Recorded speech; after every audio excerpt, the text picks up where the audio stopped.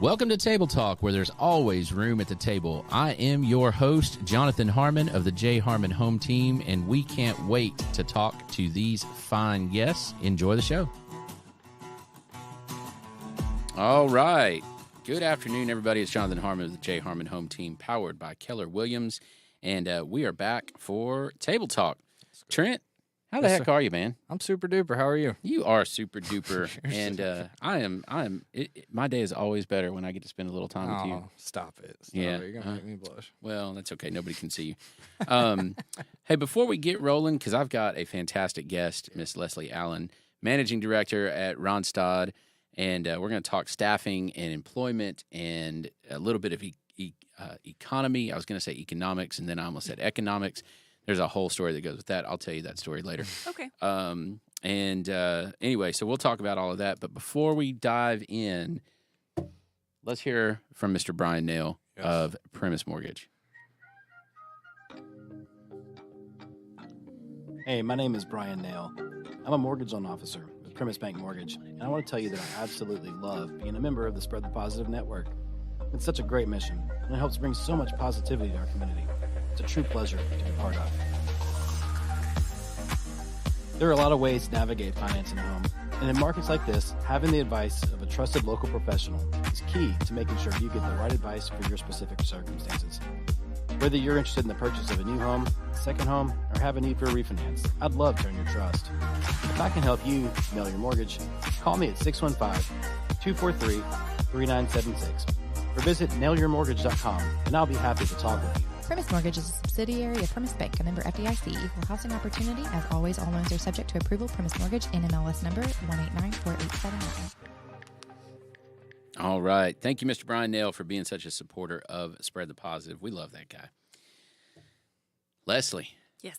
How's it going? Well, I'm super with a dash to duper. I don't know, super duper. The dash. Super with a dash duper. That's right. I like that. That's good. You work for Randstad, and if you guys aren't familiar with Randstad out there that are listening and watching, it's the largest or second largest in the country right now. In the country, it's the second largest. It's the largest in the world. Staffing agency. Mm-hmm. So and we're going to get into what all that means, because I have what historically I've thought staffing is, Mm-hmm. and there's a whole lot more to it than what my historical picture of that is. But largest in the world, second largest in this country. You guys get a lot of folks to work. A lot of folks. And so I was asking Leslie before we got started, what are some what kind of things should we talk about? And I had one idea, and she had another idea, and then we put an idea together. So we have three ideas. It's going to be fantastic. So the first thing I want to ask you, one of the things that my wife and Leslie work together, of course. That's how I said, of course, like you guys would know that.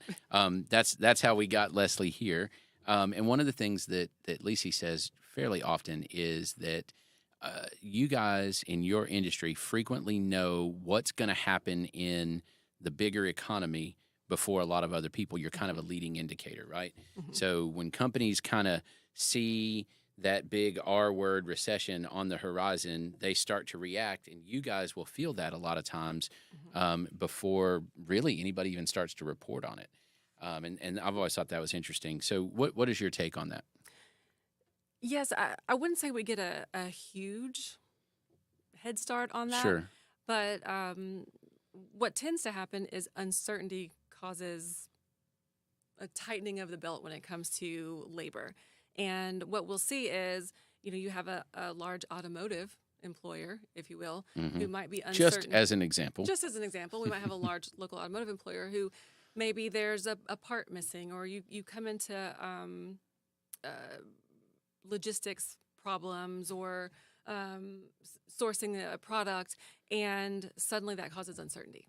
And then, we don't know how many people we're going to need to keep a line going here or a distribution center going there. And so we're just going to wait. And then that causes a ripple effect. And then you start seeing your openings in the field go from, we have so many openings and we're begging people to go to work, to suddenly that gets tighter and tighter and tighter. Yeah, and then you we'll just wait on that one. Yeah. Hmm. So yeah, absolutely. And then the reverse happens too. So when we're coming out of a low point in the economy, your industrial leaders start to know first. So demand starts to pick up, and suddenly, where we have tightened the belt here, we're not able to meet the requirements of our end user, and so we need all the people that you can get in the door in the next week. Right. And so maybe the economy at large hasn't felt that shift, but in the staffing world, recruiting world, we do. Hmm. And we probably Because have you guys 6 are weeks. essentially the stopgap, right? Yes. I mean, in a situation where maybe immediate post COVID, they have all these openings because people just chose not to come back to work in some cases, right? That's right. And so they have all these openings. Well, and rather than hurrying and making a bunch of permanent hires, let's bring in some folks to fill in temporarily, That's right. and then maybe this is the part that I didn't think about when I think about staffing: hire some of those guys on, Yes. right? Mm-hmm. Or maybe not, right? Maybe that just buys us time to get the work done at a certain level until we hire the people that we want to. Exactly right. Okay. Or if we think we've still got 6 months worth of work to do, but we're starting to lose some people, rather than hire somebody on only to lay them off 3 months down the road, we'll just bring somebody in that's a temporary solution anyway. Especially in that situation where we just don't know. So we know we have demand up to 6 weeks out, and we're going to have, in order to do, simple math, in order to do that, we have to have this many production hours on the floor. Right. Well, so I know 6 weeks out, but I can't project any further. Week because 7 is a blur. uncertainty starts here. So it makes sense at that point to bring in temporary labor. What also makes sense, a savvy employer would look at this pool of temporary labor that they brought in and said, okay, this is a working interview. So I am Right. now looking at who do I... There's no risk to this interview. There's no risk. Yeah. There is no risk. And if they attrit out, so if we lose them along the way for whatever reason, then maybe that was meant to be. The ones that are still here, we can afford this many, we're taking on. And your savvy temp employee understands that that's what's happening. That's right. So you This is kinda an have this audition. meeting of the minds, and that they're just going to rise to the top, and they're now your next full-time employee. That's right. Now, the other part, though, is that you guys, and you used a term. Am I even allowed to use that term? Let's do it. Back in the day, you heard of headhunters, That's right? And so, company A says, "Man, we really need a new manager for this particular shift that manages 100 employees." Okay. And rather than taking all the risk of going out, finding it, moving them there, whatever, they can call you guys and say, hey, here's what we're looking for. Here's our requirements. And they put a lot of that burden of risk on y'all. There's a fee, but sometimes it's like there's some shared risk there, right? Right. Talk to me about that. So ultimately, the employer at that part, which I think we should bring back headhunter, honestly. It sounds so much cooler than staffing manager. But the employer sends me out as almost a broker, right? And says, okay, this is what I need, and now I need you to find the person that meets the need. And there's a lot of reasons why they do that. One is technology is great until it's not, right? So if you put something on the internet and you post something on the internet, you're just inviting a flood of humanity back, and what's real and what's not real. Especially if you have a salary posted, right? Oh, I can do that because it's going to pay me whatever. Forget about it. And there's just, it's a lot. It's once you do that, it's almost, you ever open something, saw how crazy it was, and just immediately shut it back? That's what happens. And usually that's My when the kid's call closet. comes. Yes. Or for me, just intimidating Excel spreadsheets. But, and I say, nope, no, thank you. And then they call us and they send us out to find that person. And then what I get to deliver back is, hey, I found 3 people. And here's what I like about candidate 1, candidate 2, candidate 3. Which one do you want to meet with? So now you've sent me out to do that. I'm giving you a summary back. I'm handling the talent and setting up their interviews. I'm doing all the legwork, and I get to tell them no. So you don't have to be the bad guy. I can be the bad guy. Why would somebody have you do that rather than their HR person if they have an HR department? Or maybe do a lot of companies not have hiring HR anymore? So that's a very interesting. It's so funny that you say that. So I think that we lump HR and recruiting into the same basket. Mhm. They are not in the same basket, and nobody would tell you that faster than an HR person. So I think you think about human resources and you think that recruiting is a natural part of that, but it's really not their job. Their job is to focus on the person that is already working there, and to make sure that the company is policy aligned. Mhm. And sometimes you can add recruiting, but if you took somebody who is working full time in an HR role and said, tomorrow I need you to have 30 people to come backfill, a second shift line, that might be their last day. that Well, would that's be interesting. so far out. So I worked in HR for a short period of time. Now, granted, the company that I worked for is now defunct, Right? but that was very much. Probably not your fault. No, it definitely wasn't. Of course not. But that was very much one of my main tasks was to fill our lines, and we did it through a combination of some staffing and our own efforts to post out there. So that's And a interesting. lot do. So, and especially if the quantity of people that you're bringing in is small, that probably makes sense for you. Oh no, it was a bunch all the time because we had high turnover. So then you're shifting, right? So you're shifting their focus from the HR role, the human resource role, as it was intended to be, to a recruiting function. And you can do that short term effectively, but in a high turnover role. So so you think about your industrial centers, your call centers, where you might need 25 to 30 people a month, realistically, to keep that line going.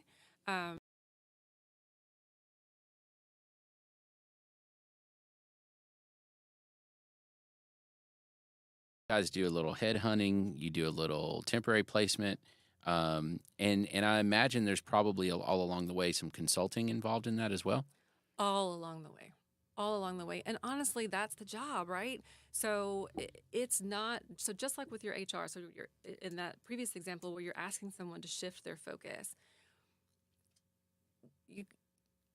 for me to expect that a production supervisor is also an expert in hiring and selecting the perfect candidate is an unrealistic expectation. Mm-hmm. So if I am not consulting, if I am not providing feedback to that person, then I have selected to not perform my position to its fullest capacity. If I don't tell them, look, you're messing up here.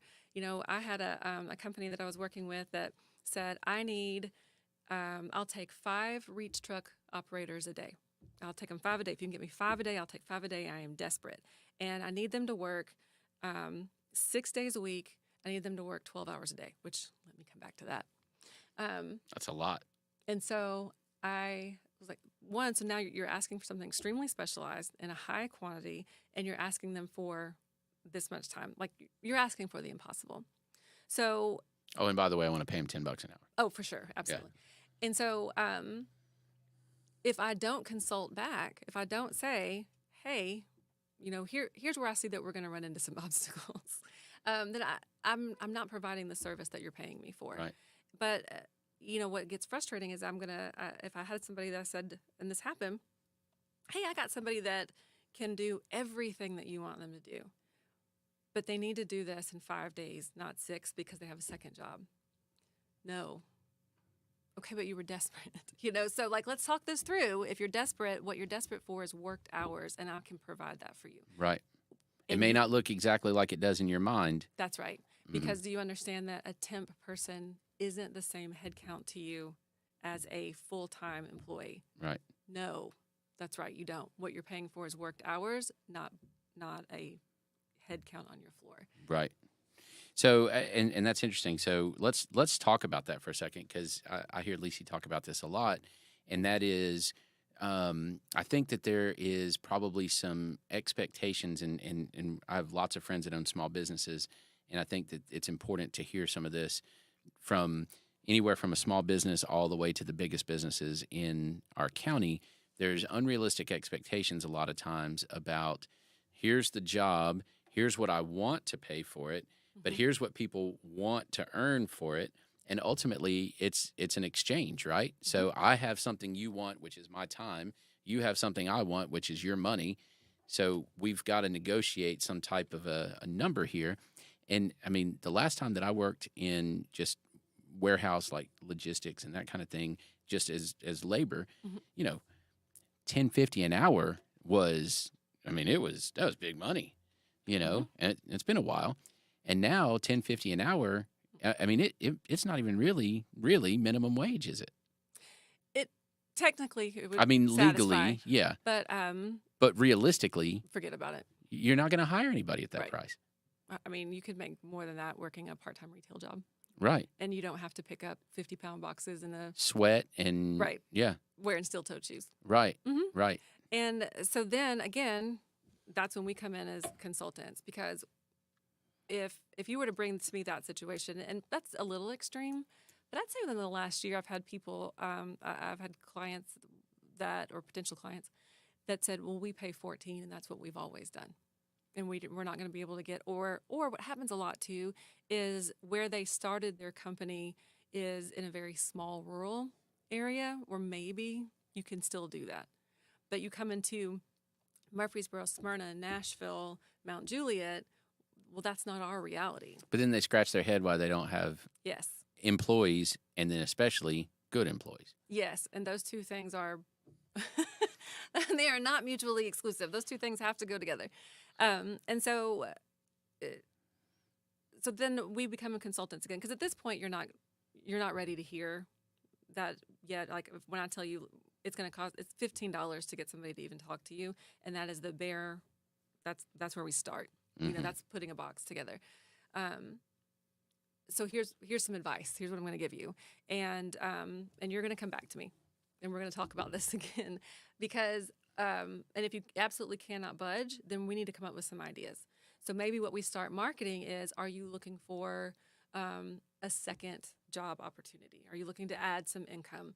Then can we shorten your hours? Can we shorten your shifts? Are you willing to be flexible with an altered start time? So if your start time is 6:30 in the morning, well, childcare is not open that early. Right. So what if we? And if it is, you pay extra for it. Right. Yeah. What would you feel about part-time associates instead of full-time associates? And then we just start giving it back. But what you're not going to have is the you that you were 15 years ago when you started this job at 10, because they think, well, when I started this job, I made $10 an hour, and that was good money. Well, when I was born, I weighed 8 pounds. Things changed since then. You know, here we are a few years later, and that doesn't look the same anymore. Right. And so, and I think that for the employer or the hiring manager that has worked since COVID is just going to be the defining moment of all of our lives. The pre-COVID work experience and hiring experience is not the same as the post-COVID. The world changed very quickly for us then. Yeah. Well, I mean, we talk about that in all kinds of settings. I mean, how many employers pre-COVID were like, oh, yeah, we can let you telecommute, right? You heard that one, or work from home, however they wanted to put it. We just got to figure out how to make that happen, blah, blah, blah, blah, blah. And then COVID hits, and it's like, oh, no, we're doing it right now. Right. Like right now. Right now, right this second. Yeah. And which is so funny to me because, you know, I think in my own company included, you know, we went from this, it would never work. We need to be in the office. This job is not able to be done remotely. We were like, oh, nope, we're all going to do this remotely.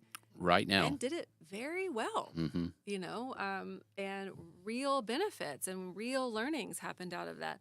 And now what it makes me chuckle to myself when I see it is now employers are like, oh, wait a minute, let's draw this back. We're going to bring it back. Well, so, and you mentioned that before when we were prepping a little bit, and I've heard all. I mean, I have one employee. You know, we have a couple of employees at the brewery, part time. You know what I mean. So I don't employ a lot of people, right? But I have lots of friends that own businesses, and obviously lots of people that work in various places. I've heard every span of the gamut as to whether or not people were more productive or less productive or even the same productive when they worked from home. I've heard, the employees were nowhere near as productive. They were all distracted by laundry or the dishwasher or the dog or the kid or the lawnmower or the fill in the blank, right? Or no, people were super productive because they enjoyed being at home and they knew that if they were productive, they might get to stay at home, right? So from your perspective, Leslie Allen's opinion. Oh gosh, I'm ready. Yep, not this. The views expressed by Leslie Allen do not reflect. As always, as always. So, what is it? Were people more, less, the same? And obviously, each individual person is different, right? But if we averaged it all out, productivity went up, went down, stayed the same. Which is it? The answer to that question is yes. Dadgummit. No, I Yes. want one of the three. Well, it's so funny because, again, the answer is yes. So here's what we learned, right? We learned that there is a person that is highly productive. And we have people who are not highly productive. And what makes me chuckle At is, home. Yeah, right. Okay. So we're in the remote area. We also have people who are more productive in a remote setting than they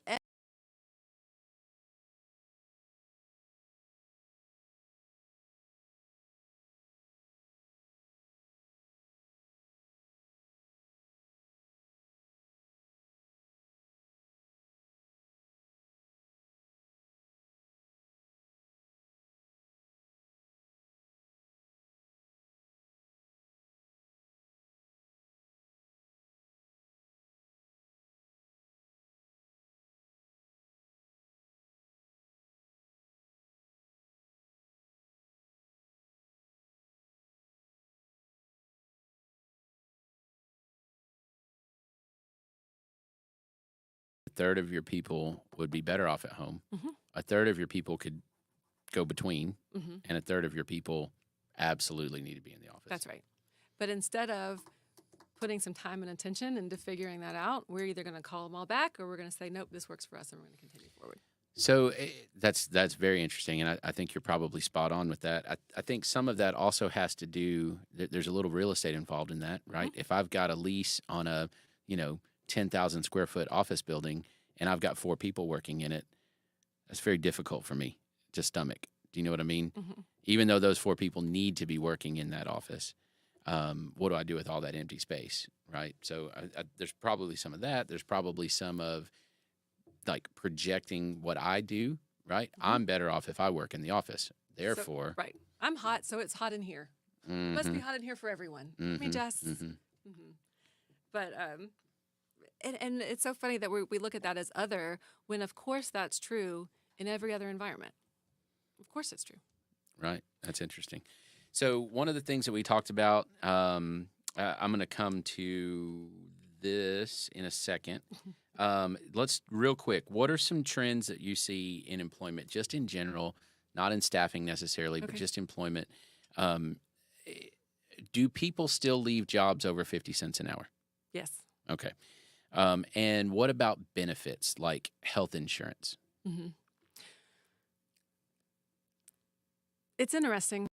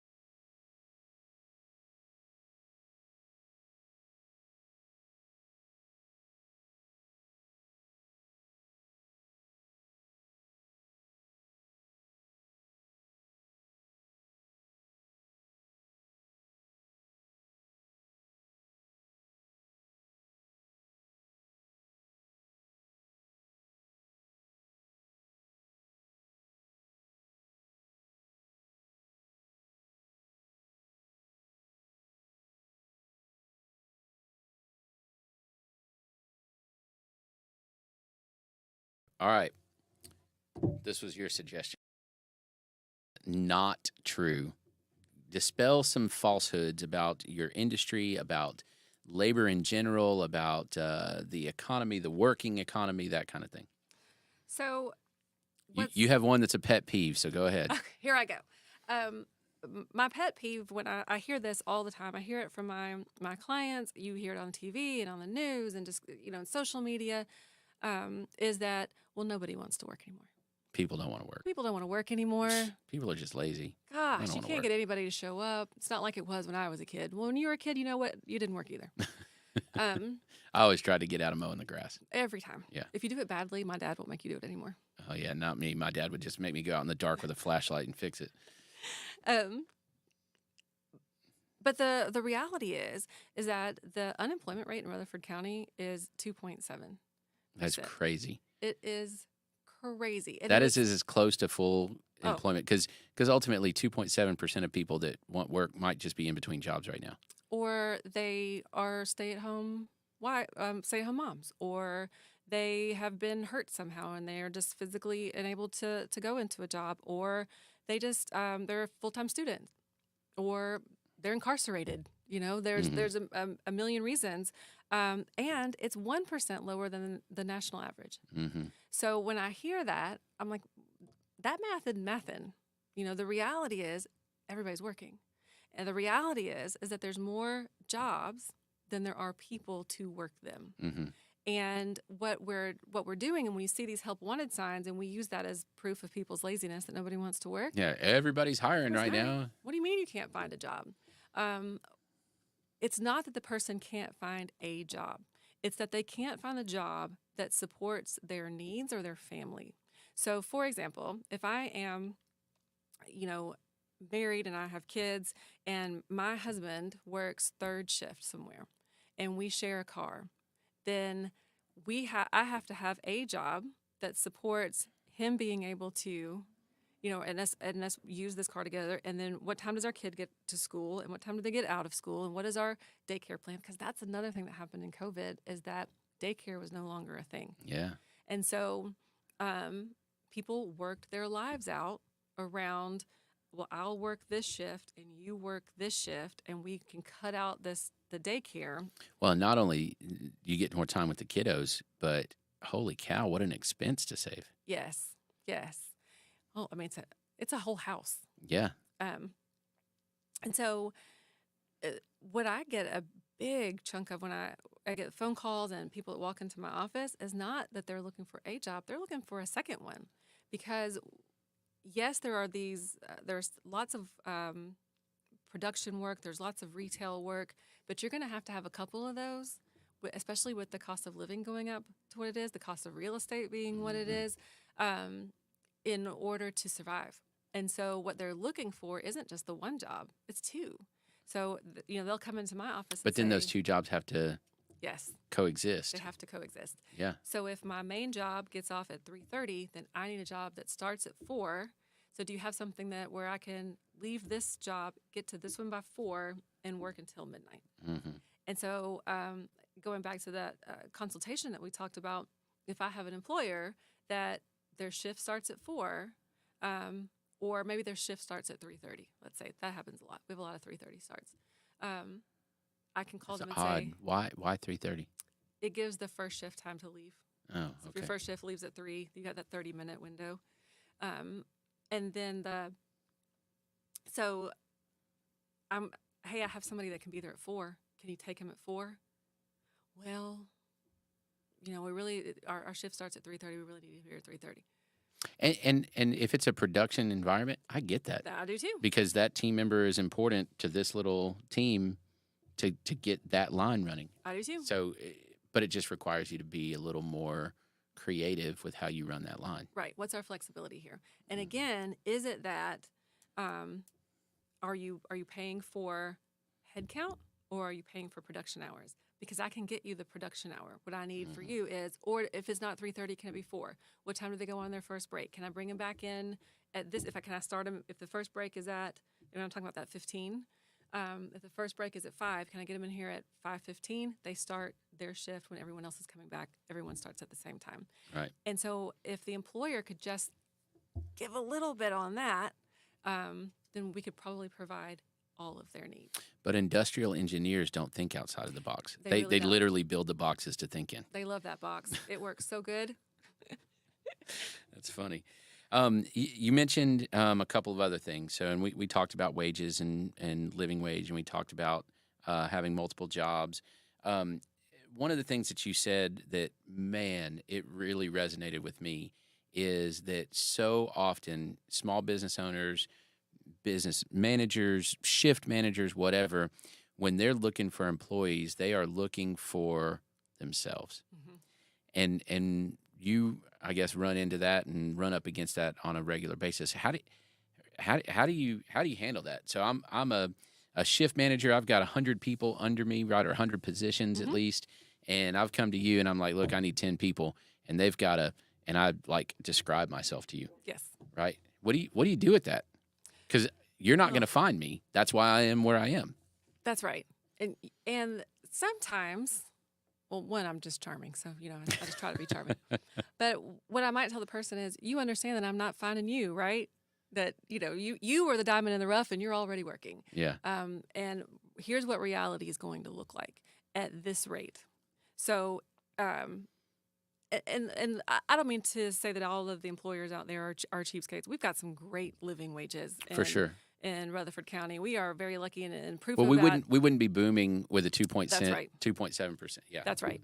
And so people are moving here for that exact reason. For sure. And which makes it all the more challenging to talk to someone who's lived inside this world that they've created for the last 15 years and they haven't looked outside the window, and they have been so fortunate to keep the staff that they've had because they all love each other and they've created this family there. But now, so and so is retired and this one That's right. moved, and I need more people in here. And so this window into what reality looks like now is so different than the window that they used to look out of when they were looking for work.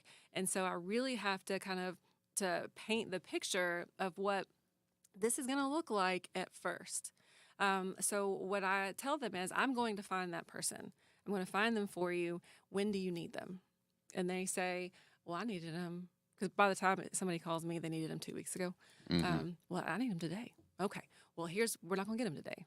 What I'm going to get today is somebody, I'm going to start, it's going to take me, I'm going to bring you 10 people in here, and you're going to not like them. One's going to be okay. One's going to be okay. We're going to get there. And that's what reality is going to look like for you. Yeah.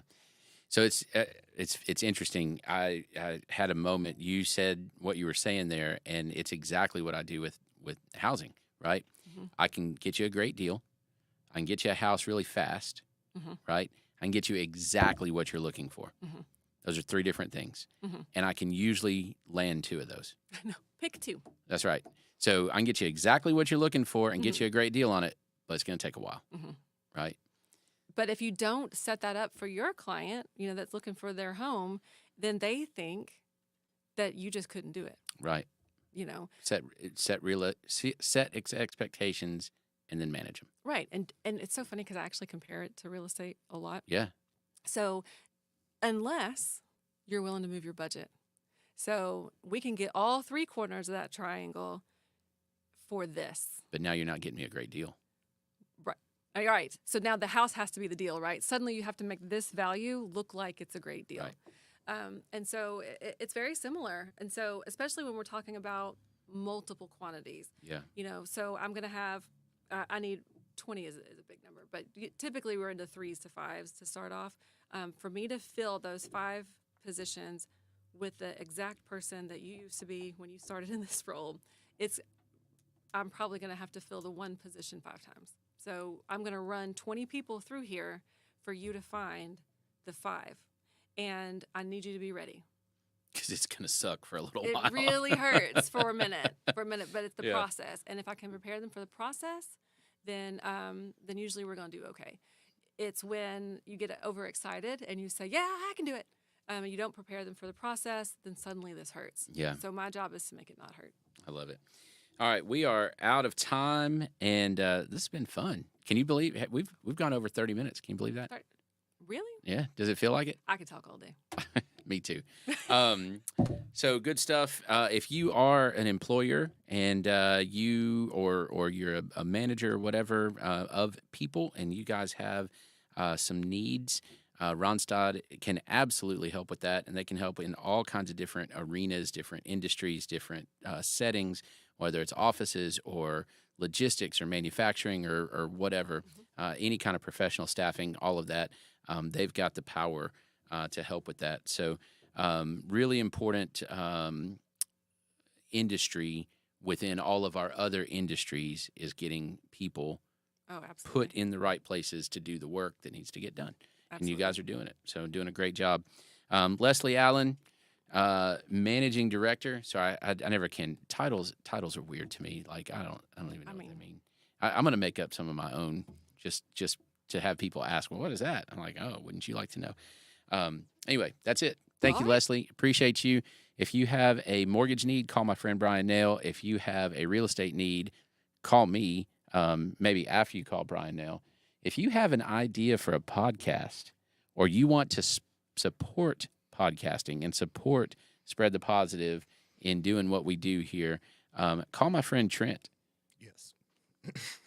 That was Yes, awesome. please do. Sorry. Very underwhelming. That was a great show, though. Super was. informative. Good stuff. And I guess that's it. Go and be nice to each other. Or wait, what was it, Bill and Ted? Be excellent to each other. There you go. Yeah, perfect. Good one. Have a good week. All right.